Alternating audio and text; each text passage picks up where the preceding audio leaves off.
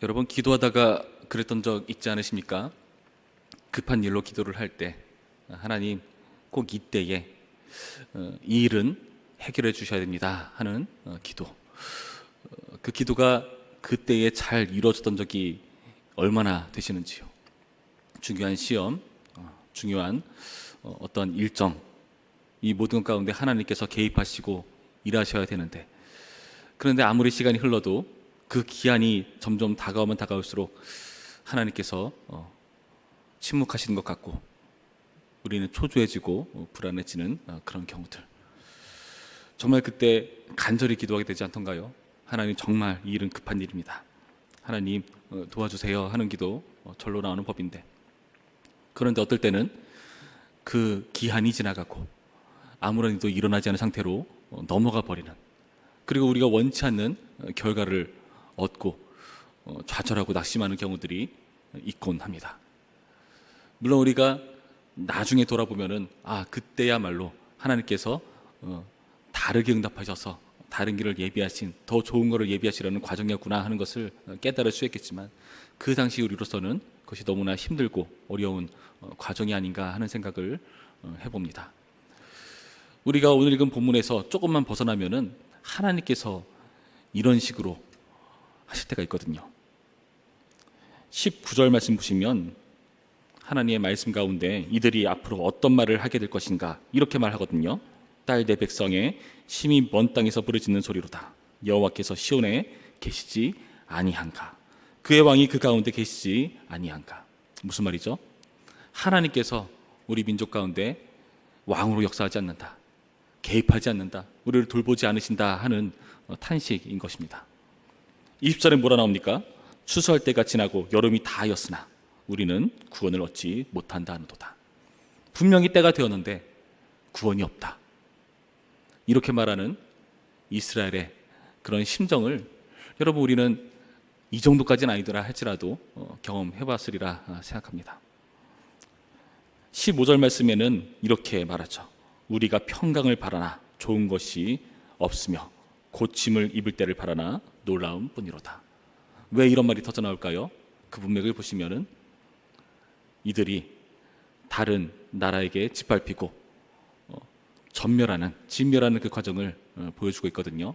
하나님께서 나의 생각과 기대와 전혀 다르게 응답하시는 경우, 나는 이런 응답을 바라는데 하나님께서 침묵하시고 오히려 그와 반대로 행하시는 그 일에 절망하고 낙심하는 그런 경우들, 우리는 경험하는 일이지 않습니까?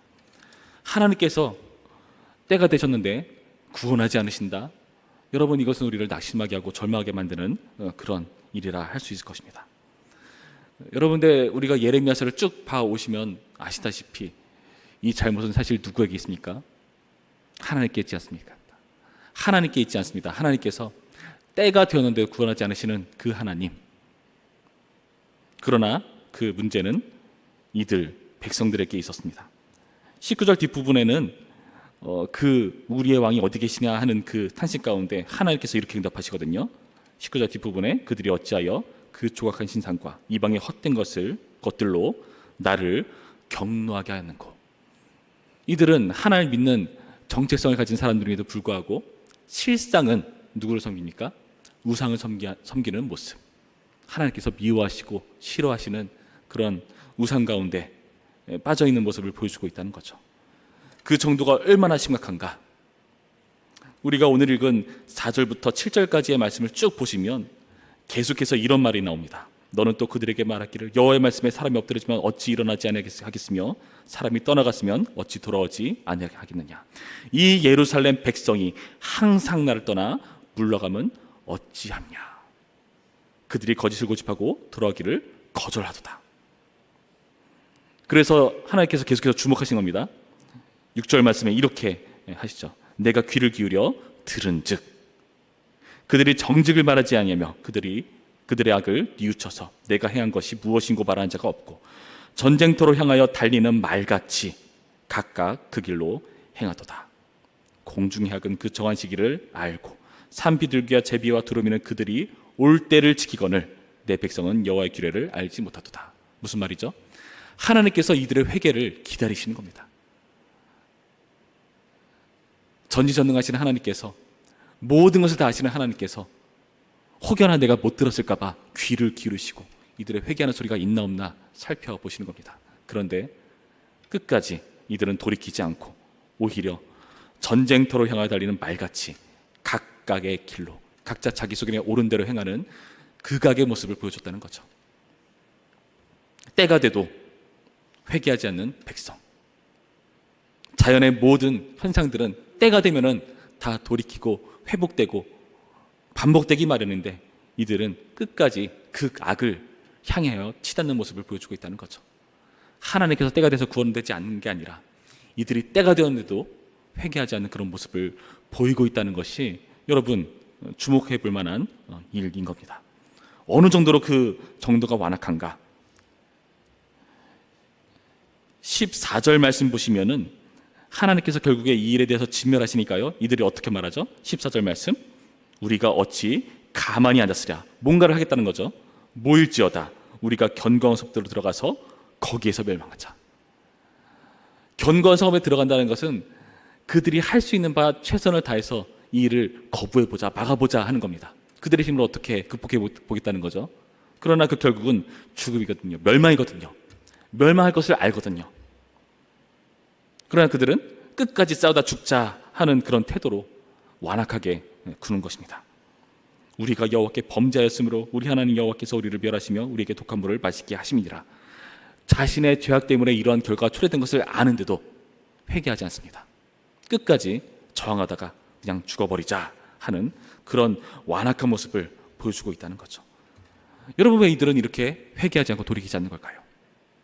여러분, 우리가 이것을 주목해 봐야 됩니다. 그것은요, 이들이 거짓에 장악되었기 때문에 그렇습니다.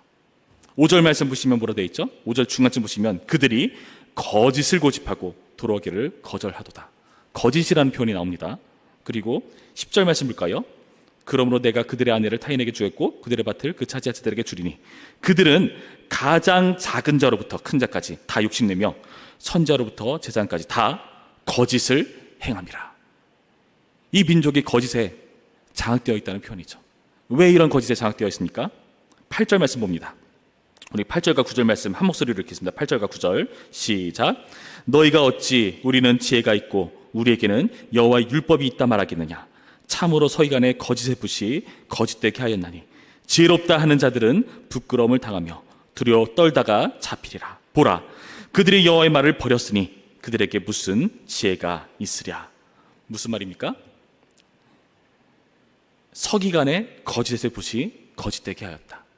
이 당시 서기관들이란 나름대로 율법을 해석해주고 가르쳐주는 역할을 했던 것으로 여기서 추정됩니다. 그런데 그들의 역할은 뭐였죠? 거짓의 붓으로 거짓되게 했다. 여호와 율법이 있다 여기는데요, 그 여호와 율법은요, 하나의 율법 그대로 받아들여진 것이 아니라 서기관의 그릇된 해석, 그 거짓에 휘둘리고 왜곡되고 이상해지고 있는 그런 말씀을 보고 있다는 거죠. 여호와 율법이 있습니까? 아니요. 여호와의 말을 버린 꼴이 되어버린 것입니다. 여러분, 이런 일이 이 세상 가운데 비일비재합니다. 하나님의 말씀을요, 하나님의 말씀을 여기지 않고 그것을 자꾸 왜곡해요. 여러분, 어떻게 왜곡할까요? 자기에게 유익하게 왜곡합니다. 말씀을 읽을 때요, 우리는요 보이는 구절들이 있습니다. 나의 현재 상황에 가장 딱 적합해 보이는 말씀, 무슨 말이죠? 대부분 다 위로의 말, 자기의 의도와 자기의 생각을 긍정해 주는 그런 표현에 아멘이라는 화답이 절로 나오지 않습니까? 어떨 때 신앙 상담을 하다 보면은 상대방은요 답을 다 정해가지고 왔어요. 상담의 이유는 뭐죠? 내가 생각한 그게 맞는가를 확인하는 정도에 그쳐버립니다. 자신의 생각과 반대되는 말을 듣고 싶어하지 않는 그런 모습들. 그러니까 어떻게 되죠? 계속해서 듣기 좋은 말만 들려주는 현상들이 이 세대 가운데 만연하게 있다는 거죠. 동성애, 어떠한 민족주의, 정치적인 메시지, 이 모든 것들 다 자신에게 유익한 쪽으로, 이롭다 생각하는 쪽으로 해석하는 말을 선호하는 것들이 우리 가운데 있다는 겁니다. 이들은요 계속해서 11절 표현에 의하면은 평강하다 하는 말을 들어왔어요. 그러나 그 결국은 무엇입니까? 평강이 있었습니까? 평강이 없었습니다. 좋은 것이 없었습니다. 평강은커녕 진멸을 향해 가는 그런 모습으로 이들은 나타나고 있다는 것입니다. 여러분, 우리는요, 말씀을 통해서 우리가 잘못했다, 우리가 죄인이다 하는 말을 듣는 것을 꺼려한다는 것이 여기서 드러난다는 거죠. 그 누구도 자신의 죄인됨을 인정하고 싶어 하지 않습니다. 여러분, 우리는 죄인입니다, 주님께서 우리를 위해서 죽으셨습니다, 이 말엔 아멘이라고 응답하죠. 그러나 구체적으로는요, 나는 그만한 죄인은 아니야. 그래, 나는 이 자리에 앉아있잖아. 저 밖에 있는 저들과는 다르잖아. 내가 아무개 집사보다, 누구보다 그래도 좀 더 열심히 있잖아. 이런 식으로요, 자꾸 죄인으로서 자신을 지적해야 될 말씀을요, 다른 사람을 향해서 지적하는 말씀으로 바꿔든다는 거죠. 이 말씀 누가 들었어야 되는데, 그런 탄식이 절로 나오지 않습니까? 그 누구도 그 말씀을 자기에게로 기르지 않습니다. 자기에게 적용하지 않습니다. 그런 모습이 돼버린 것이 오늘날의 비극입니다. 믿는다는 표시를 무엇으로 드러내죠? 우리는 멋진 말씀과 멋진 교패와 멋진 성구들로 장식하곤 합니다. 그러나 그 성구들의 표현들은 다 우리를 기쁘게 해주고 유익하게 해주는 그런 말씀들, 우리를 죄인으로서 지적하고 우리의 한계와 못난 것을 드러내는 그런 말씀을 회피하려는 모습들, 내 시작은 미약하으나 나중은 창대하겠다 하는 그런 말씀들을 선언하는 우리의 기질들, 신년의 말씀을 뽑는 그런 전통들을 가지고 있는 교회들도 있죠. 저는 그게 좋은 건지 잘 모르겠는데, 그 말씀을 마치 자신에게 좋은 말씀, 오래 주시는 말씀으로 받는 것, 뭐 좋은 의미도 있겠지만은 그게 마치 자신에게 주어지는 좋은 부적이나 되느냐, 그렇게 여기는 태도라면은 여러분, 우리의 연약성 때문에 그것은 잘못된 태도일 수도 있을 것입니다. 여러분은 어떻게 여기십니까? 아무도 죄인으로서의 자각을 싫어합니다. 아무도 죄책이 없다고 하니까 결국에 죄가 없으신 예수님께서 그 죄의 책임을 감당하셔야 됩니다. 하나님께서 죄인이 되셔야 할 만큼 완악한 게 바로 우리의 죄성이라는 것이 바로 오늘의 말씀이라는 것을 여러분 주목해 보셔야 됩니다. 오늘날 우리에게 적용합시다. 다른 사람 보지 마시고 나에게 적용합시다. 나는 나의 죄성에 주목하는가, 남의 죄성에 주목하는가? 나의 죄성에 주목한다면요, 정말 예수 그리스도를 필요로 하는 세리와 같을 것이고요. 그러나 나는 그 정도는 아니다. 나는 그래도 좀 낫다. 나 말고 다른 사람이 문제다. 남의 죄성에 주목한다면 우리는 바리새인처럼 예수님이 미워하는 그런 행동들을 일삼게 될 것입니다. 예전에 제가 사역하던 교회 어떤 청년부 담당 목사님께서요, 정말 나이 많은 청년을 한번 신방하셨다고 해요. 교회에 오랫동안 나오지 않는 청년이었습니다. 그 청년이 나름대로 직장을 새롭게 개업을 하고 사업을 시작하는 그런 가정 가운데 함께 신방을 하면서 그들이 좀 교회에 좀 나오고 신앙을 회복하기를 권고하는 거죠. 근데 그 친구의 말이 과감합니다. 내가 지금 이렇게 교회를 떠나 있지만요, 그래도 하나님 나를 사랑하시고요, 나를 포기하지 않는 게 느껴져요. 여러분 어떻게 생각하십니까? 그게 느껴지고 그 사랑을 감각한다면요, 정상적인 반응은 무엇이겠습니까? 하나님께로 돌이켜야죠. 신앙을 다시 붙잡아야죠. 그런데요, 우리는요, 하나님 나라를 사랑하시니까, 나 죄 용서하셨으니까 나의 이 정도는 또 받아주실 거야, 자꾸 합리화시키면서 하나님의 죄를 짊어지신 그 책임감 있으신 사랑을 우리가 업신여기는 그런 태도였다면 여러분, 이것은 참으로 하나님 앞에서 과간일 것입니다. 오늘의 말씀 여러분 주목해 보시기 바랍니다. 오늘의 말씀은 때가 되었는데도 돌이키지 않는 백성을 향한 하나님의 경고입니다. 여러분, 이 말씀에 우리의 중심을 건드리셔야 되고요, 어떤 말씀인지 나에게 주시는 말씀으로 받아야 하고요, 그 말씀에 반응하며 돌이키는 죄인으로서 예수님을 필요로 하는 그런 우리가 되기를 주님의 이름으로 축원합니다. 우리 기도하시겠습니다.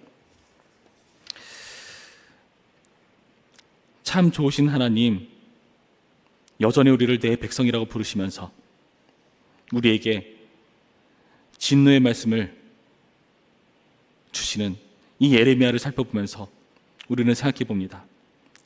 우리는 이 예레미야에 반복되는 경고의 메시지를 또 했던 말씀 반복하는구나 하고 그냥 쉽게 넘어갈 수 있지만, 주님께서 이것을 말씀으로 기록하셔야 할 만큼, 이렇게 많이 우리에게 들려주셔야 할 만큼 우리의 죄책의 크기와 우리의 완악함의 크기를 우리가 다시 한번 돌아봅니다.